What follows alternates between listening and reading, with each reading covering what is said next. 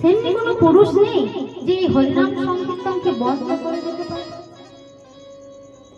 তখন পেছন দিকে আওয়াজ এলো, আমি পারবো।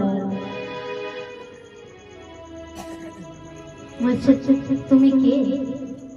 বলছে আমি দুঃখী চাপাল গোপাল।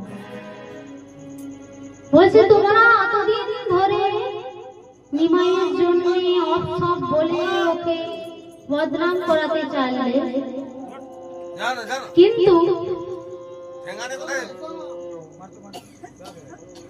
তোমরা আমার লেগে কিছু অপমান ঘটাইতে পারবে না।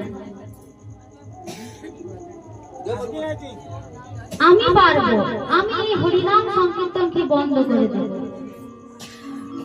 চাপাল গোপাল দেবী পূজন করত, মদ খেয়ে চাপাল গোপাল শিবাসের দুয়ারের বাইরে ছাগলের কাটা মুখ টেঙ্গে দিয়ে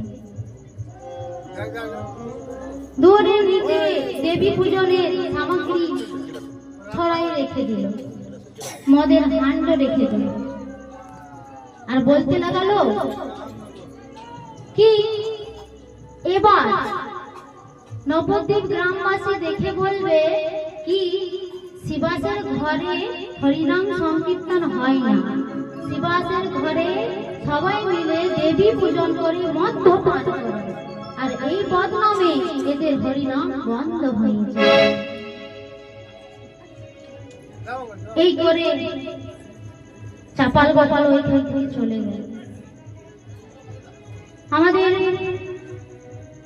গৌরাঙ্গ মহাপ্রভু অন্তরে উনি জানতে পারবেন,